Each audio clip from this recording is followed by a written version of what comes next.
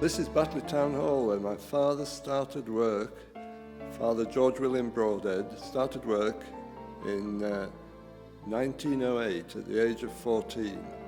He was a clerk, and he was first of all working in the Corporation Gasworks department, but then later on in this building. He volunteered to join the army in 1915 and left the corporation at that point.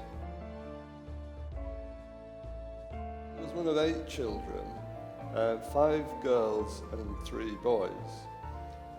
He had a younger brother, Tom, and an even younger brother, Charles Frederick. But Tom was also in the First World War, and this is a portrait of my Uncle Tom, painted by a German prisoner of war in 1919. You can see here, my father sat down and my Uncle Tom stood up. I think this photo was taken before the war. They look a bit too young and fresh to have had that taken later. This is a photo of my Uncle Tom in his army uniform, and this one, my father in his uniform when he was a sergeant.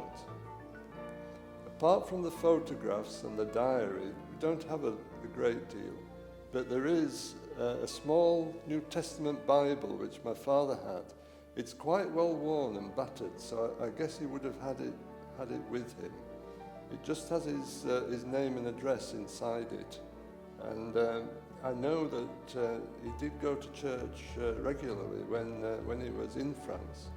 Not long before he died, my dad went into the junk room in his bungalow and came out with this diary and said, "Here lad, you might be interested in this."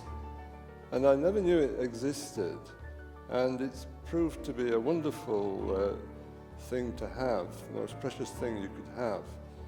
And I'll read a couple of excerpts from it. It's just for 1916. Now, the Bradford Pals were on the Somme on the 1st of July, and they went over the top there and were slaughtered. So I'll read what he says in his diary for that time. Boys went up to the trenches at 8:15 p.m. and after a good feed were in splendid spirits. Stayed behind myself with the salvage police. Attack opened at 7:30 a.m. Leeds got slaughtered as soon as they got on top. 16th and 18th also. Durham's got likewise. The boys fighting like men possessed. Wounded coming up in hundreds, and it is simply heartbreaking. So about 10 of our platoons wounded come in. Hutchinson badly wounded and Ben Parker killed. Simply murder.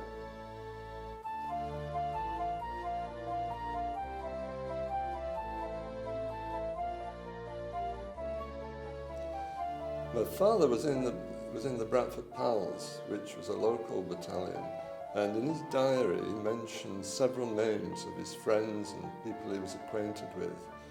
Now, some of them were lucky to survive the war, but several didn't, and they were killed, mainly in France. And there's Willie Oldroyd, who came from Staincliffe, Joseph Jubb, who was the son of a rich mill owner in Batley, Ben Parker, who lived within yards of where my father lived in Halifax Road, Staincliffe.